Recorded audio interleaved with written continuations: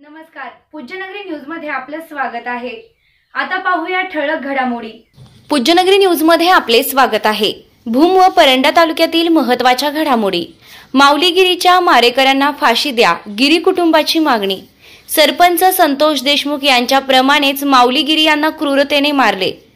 दिनांक 3 मार्च रोजी प्रेम प्रकरणाच्या कारणावरून माऊलीगिरी यास झाली होती मारहाण। उपचारादरम्यान रविवार दिनांक 16 मार्च रोजी माऊलीचा मृत्यू। आरोपीवर मोका खंडणी अपहरणाचा गुन्हा दाखल करा। धुळे येथील गोसावी संघटना व ठाणे येथील भटके विमुक्त हक्क परिषदेची मागणी। माऊलीगिरी मारहाणचे प्रकरण संपूर्ण महाराष्ट्रात पोहोचले। राहिलेले 3 आरोपींना अटक करण्याची मागणी। अटक केलेल्या आरोपींवर खुनाचा गुन्हा दाखल। एपीआय खरड यांची माहिती। 4 आरोपींना 21 मार्च पर्यंत पोलीस कोठडी। आम्ही आत्महत्या करणार आहेत, आम्हाला न्याय पाहिजे। काय मागणी? आरोपीला काय शिक्षा करावी? फाशीची शिक्षा करावी त्यांना। तडपून तडपून माझा मुलगा गेलाय, एकुलता एक होता।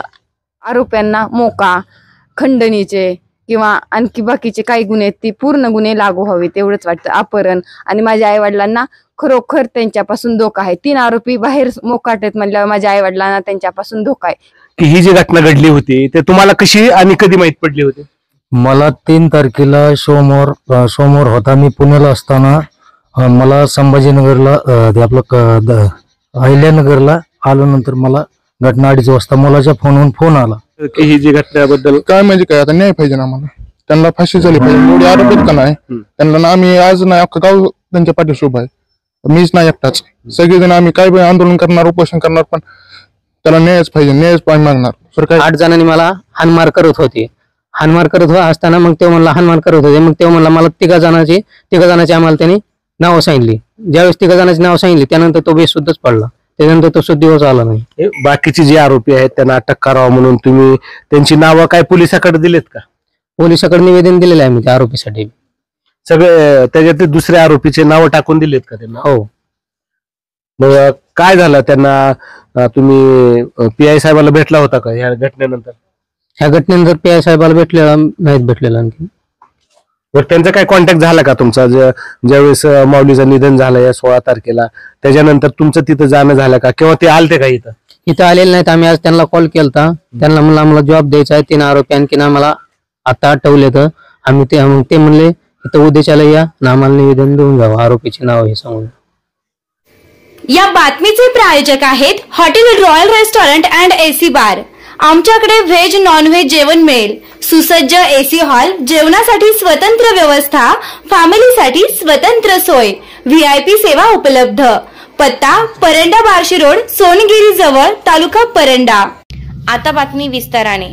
माऊलीगिरी मारहाण प्रकरणातील सर्व आरोपींना अटक करून फाशीची शिक्षा देण्यात यावी अशी मागणी मयत माऊलीच्या आईने पूज्यनगरी न्यूजशी बोलताना केली आहे।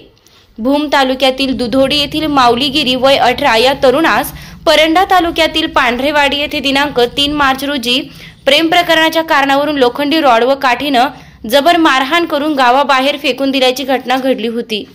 गंभीर जखमी माऊलीगिरी या सोलापूर येथील अश्विनी रुग्णालयात उपचार सुरू होते। माऊली हा 13 दिवस मृत्यूशी झुंज देत होता। अखेर 16 मार्च रोजी सकाळी माऊलीने अखेरचा श्वास घेतला। माऊलीगिरी याचे वडील बाबासाहेब गिरी यांच्या फिर्यादीवरून सतीश जगताप राहणार पांढरेवाडी, तालुका परंडा, विजय पाटील सोनारी, आकाश मगर राहणार शेळगाव, राहुल बबन मोहिते यांच्यावर दिनांक 8 मार्च रोजी अंबी पोलिसात गुन्हा दाखल करून अटक करण्यात आलेली आहे। माऊलीगिरी यास झालेल्या क्रूरपणे मारहाणचं प्रकरण महाराष्ट्रभर पोहोचलं असून विविध संघटना न्याय मागणीसाठी पुढे आल्या आहेत। धुळे येथील दशनाम गोसावी समाज संघटनेचे अध्यक्ष साहेबराव गोसावी व ठाणे येथील भटके विमुक्त हक्क परिषदेचे अध्यक्ष धनंजय ओंबासे यांच्या वतीने निवेदन देऊन माऊलीगिरीचे मारेकऱ्यांवर मोका खंडणी अपहरण गुन्हे दाखल करून फाशीची शिक्षा देण्याची मागणी करण्यात आली आहे। माऊलीगिरी यास फोन करून पांढरेवाडी येथे बोलावून घेतले व मारण्यात आले असं मयतचे वडील बाबासाहेब गिरी यांनी सांगितलंय। माऊलीगिरी यांची आई बहीण यांनी आरोपींना फाशीची शिक्षा देऊन न्याय देण्याची मागणी केली आहे। दुधोडी येथील ग्रामस्थ गिरी कुटुंबाच्या पाठीशी असून आरोपीवर कठोर कारवाई करावी अशी मागणी केली आहे। पहा काय म्हणाले माऊलीगिरीचे कुटुंब। आपले सर्वांचे स्वागत। आज आम्ही भूम तालुक्यातील दुधोडी या गावी आलोत आणि याच गावात एक दुर्दैवी घटना घडली होती। माऊलीगिरी या तरुणाचा मारहाणीमध्ये दुर्दैवी मृत्यू झालेला होता. हे भूम तालुक्यातील दुधोडी गाव आहे आणि मयत माऊलीगिरी यांचं हे घर आहे. तुम्ही पाहू शकता की या ठिकाणी त्याचे कुटुंब आहेत आणि त्यांची काय मागणी आहे आणि त्यांची काय परिस्थिती आहे जाणून घेण्यासाठी आज आम्ही खास दुधोडी गावामध्ये पोहोचलेलो आहे. सांगा, ही जी घटना घडलेली आहे तर त्या घटनेनंतर तुमची काय मागणी, काय तुमची? सर, माझं नाव शेंदू बाबासाहेब गिरे, राहणार दुधोडी, तालुका भूम, जिल्हा धाराशिव. माझा माऊली बाबासाहेब गिरे या मुलाचे माझे नाव होते. माझ्या मुलाने जामखेडमध्ये मला सांगितले, मम्मी मला 7 ते 8 जणांनी मारले. 3 जणांचे नाव सांगितलेत माझ्या मुलाने मला. ज्योतिराम हुरगुडे, अशोक सावंत आणि ओम देशमुख हे नाव सांगलेत माझ्या मुलाने मला. जामखेडमध्ये बोलत होता. पण ऑलरेडी 4 आरोपी आहेत, 4 आरोपी अटक केलेली आहे. ते 3 आरोपी मोकार हिंडते, त्यांना अटक करावी लवकरात लवकर आणि CID तपासणी करावी. माझा मुलगा तर गेला. आम्हाला न्याय पाहिजे, आम्हाला काही नाही पाहिजे, न्याय पाहिजे आम्हाला. काय मागणी, काय तुमची? आरोपीला शिक्षा व्हावी, काय मागणी? आम्हाला आमच्या मुलाला ना रोडने आणि युच्या काठीने हाणलेलं आहे ना, तसं त्यांना फाशीची शिक्षा व्हावी एवढी आमची विनंती आहे सर. 7:30 वाजता आमचा माऊली जंगलामध्ये टाकला होता, बेसुद्धा होता. माझा माऊली दवाखान्यात आल्यावर पाणी पाणी म्हणायचा निसता माझा माऊली. आमचा जीवात जीव नव्हता. आम्ही येड्यावानी हिंडायचो सगळेजण. आम्हाला वाटायचं आमचा माऊली सापडावा. सापडला. त्यांना वाटत होतं ह्यांचा पुरावा नष्ट करावा. त्याच्या अंगावर कपडे नव्हते. कुठे टाकून दिलं होतं माऊलीला? मारून जंगलामध्ये टाकलं होतं बघा सर. तर गावापासून लांब होतं? लांब होतं, लय लांब होतं. म्हणजे रस्त्याच्या बाजूला होता का? असं रस्ता नव्हता तिथं, असं टाकलं होतं सर. तुम्हाला कसं सापडलं, कुणी सांगितलं? ते आम्हाला ना त्या काळेवाडीच्या सरपंचांनी सांगितलं फोन करून. आमच्या मिस्टर सांगितलं त्यांनी असं असं म्हणून. मग त्यांनी त्यांचे कपडे घातले माझ्या मुलाला आणि मग त्यांनीच फोन करून सांगितलं. आम्ही तिथं गेलोत. मग माझ्या मुलाला ना असं उठायची सध्या ताकद नव्हती सर, उठायची सध्या ताकद नव्हती. 2 जणांनी घेतलं. माझ्या मुलाने माझ्या मांडीवर मुंडकं टाकलं. पाय सध्या वळत नव्हते. काळ निळ सगळं अवघड जागेवर सध्या हाणलं होतं. काळ निळ सगळं अंग केलं तर पाठीवर ह्याच्यावर हाणलं होतं, फक्त डोक्याला हाणलेलं नव्हतं सर. तुम्हाला किती मुलं किती आहेत तुम्हाला? मुलं तेवढाच होता माझा मुलगा. मला एक होता, त्याच्या आधी 4 वर्ष झालं ते घरातच आत्महत्या करून मेला होता. मला कुणी सह्या नाही सर. आता आम्ही आत्महत्या करणार आहेत. आम्हाला न्याय पाहिजे. तडपून माझा मुलगा गेलाय. एकुलता एक होता. की ही जी घटना घडली होती ते तुम्हाला कशी आणि कधी माहित पडली होती? मला 3 तारखेला सोमवार होता. मी पुण्याला असताना मला संभाजीनगरला ते आपलं अहिल्यानगरला आल्यानंतर मला घटना 2:30 वाजता मुलाच्या फोनवरून फोन आला. माऊलीगिरी बाबासाहेबचा फोन आला की पप्पा मला अशाने असं केले, तुम्ही लवकरात लवकर या इथं. तर मी पुन्हा नंतर त्यांना म्हणलं की मी लांब आहे, मला तुम्ही कुठे ती कोणचं गाव आहे हे सांगा. ते काय सांगा ना. नंतर पुन्हा मी त्यांना फोन केला. त्यांनी फोन काय माझा उचलला नाही. फोन लगेच बंद केला. बंद केल्यानंतर मी गावाकडे फोन केला. गावाकडे फोन करून मी आमच्या मंडळीला म्हणलो, त्याच्या आईला म्हणलो की तो अशी घटना झाली, तो लवकरात लवकर कुणाला तरी गावातल्याला मदत करून तिकडे जा, असं आपल्या पोराला माऊलीला असं झालंय आणि तो जा. मग त्याने फोन केला गावातल्याला फोन करून. ते म्हणले संजय सुदाम महानवरला फोन केला आणि त्याला फोन करून ते बोलून घेतला आणि त्याला बोलून घेऊन पुन्हा नंतर आमचा थोरला भाऊ बबन महादेव गिरी यांना फोन केला. तुम्ही गाडी घेऊन जा, मुलाला अशा ठिकाणी कोंडून ठेवलं आणि बेदम मारहाण केली आणि असे मारले की भरपूर मारले. आणि त्याच्या फोनवरच फोन येतोय. त्यांनी फोन स्विच ऑफ केला. नंतर फोन स्विच ऑफ केल्यानंतर तुम्हाला सांगतो, मी तिथनं जामखेडला आलो. जामखेडला येऊन पुन्हा नंतर मी इकडे तिकडे बघितलं. नंतर मला एक सांगा की माऊली आपल्या इथं तुमच्या गावात होता आणि ते पांढरवाडीला गेला होता, तर तिकडं कधी गेलता आणि कशासाठी गेलता, काय तुम्हाला त्याच्यातलं काही माहिती पडली का? शक्यता एवढं भरपूर ज्यावेळेस तुमची भेट झाली त्यावेळेस तो काय बोलला का? तो बोलत होता, शुद्धीवर होता का त्या टायमाला? त्यावेळेस शुद्धीवर होता. पाणी पाणी करायचा. पाणी पाणी करून त्याला आम्ही प्रायव्हेट गाडी केली. गाडी करून त्याला दवाखाना जवळ केला. दवाखाना जवळ करताना त्याला पाणी एकदा दोनदा दिले. दोनदा दिल्यानंतर त्याला म्हणलं, तुला लोक माराय किती होती? ते म्हणला, मला लोक 8-9 जण मारायला होती म्हणला, आणि मला दम देऊन ती मारित होती, आणि त्याला रॉडने आणि बांबूच्या काठीने मारलं, तुम्हाला सांगतो, घरात कोंडून. आणि त्या मुलीने त्याला बोलवून घेतलं. मुलीने बोलवून घेतलं आणि त्याला मुलीने बोलवून घेऊन त्याला पुन्हा त्याच्या नवऱ्याने त्यांनी कट रचला आणि त्याला 7-8-10 जणांनी त्याला मारलं, भरपूर मारलं. आता तुमची मागणी काय आहे? आमची मागणी एकच आहे की आम्हाला न्याय पाहिजे आणि त्यांना मोका लागला पाहिजे. मोका लागला पाहिजे. आमचा मुलगा तर एकुलता एक होता, गेला आता मुलगा. आम्ही करायचं काही नाही तर आम्ही आत्महत्या करायला तयार आहेत. आता आम्ही तक्रार दिल्यानंतर त्यातले 4 आरोपी त्यांनी अटक केले, आणि ते 3 आरोपी बाहेरच आहेत, मोकाट फिरतात. त्या 3 आरोपीला त्यांनी हे करावी, आणावे पोलीस स्टेशनला, आणि त्यांना काही कारवाई त्यांच्यावर करावी, असं आमचं म्हणणं आहे. आमचा मुलगा त्याच्यासाठी जे बाकीच्या आरोपीला अटक करावं किंवा तुमची जे काही मागणी, तसं लेखी निवेदन पत्र काय तुम्ही दिलंय का? मी सरला लेखी निवेदन SP ला दिलेलं आहे पत्र. SP म्हणले आमचे त्याच्यावर चालू येईल, आम्ही बघतोय म्हणले, काहीच त्याची काळजी करू नका, आम्ही भरपूर बघतोय म्हणले. आम्ही कधी दिलं होतं तुम्ही लेखी निवेदन? लेखी निवेदन त्यांना 7 तारखेला दिलं. 7 तारखेला? हो. त्याच्यानंतर 4 आरोपी तर अटक आहेत, तर बाकीच्या आरोपी बद्दल तुम्ही काय त्यांच्याशी बोलणं झालं का पोलिसांचं? ते म्हणतात आमचा तपास चालू आहे. माझं एकच म्हणणं आहे की त्यांनी त्या मुलाचा मोबाईल, त्यांनी तिकडेच मुलाचा मोबाईल आणि गाडी तिकडेच आहे, मोबाईलवरून त्यांनी त्याचे लोकेशन काढावे आणि त्यांनी हे करावे म्हणले. माझं म्हणणं आहे त्या मोबाईलवर, मुलाच्या मोबाईलवर लोकेशन काढावे. लोकेशन काढून काय ती सारी हिस्ट्री बाहेर येते, असं म्हणणं आहे माझं. ते माऊलीचा मोबाईल आणि गाडी, मोटरसायकल त्यांनी तिथंच आहे. पोलिसाचं म्हणणं आहे आम्ही गाडी आणली मोबाईलचा आणि काही तपास लागलेला नाही. माऊलीगिरी यांची बहीण देखील या ठिकाणी आहे, आणि त्या बहिणीची काय मागणी आणि काय त्यांच्या भावना आहेत मला सांगा. तुम्हाला एकुलता एकच भाऊ राहिलेला होता? हा, एकुलता एकच भाऊ होता. तुम्ही कुठं राहता? हा, मी गेवराई तालुक्यामध्ये शेकटा येथे गाव, तिथे राहते. तुम्हाला कधी माहित पडलं की घटना घडलेली आहे? मला सोलापूरला जास्त सिरियस असताना ही घटना माहिती झाली 7 तारखेला.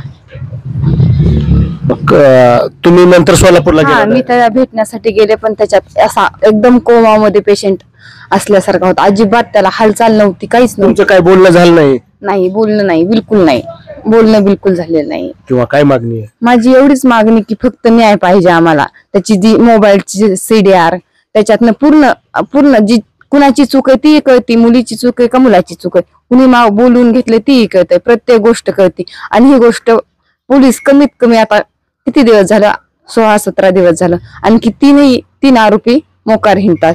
त्यांना आणखी यांनी अटक केलेली नाही. नेमकं हे प्रकरण पैसे घेऊन दाबले गेले का नेमकं काय ते कळत नाही. आणखी पोलिसांनी आणखी 3 आरोपींना का अटक केलं नाही?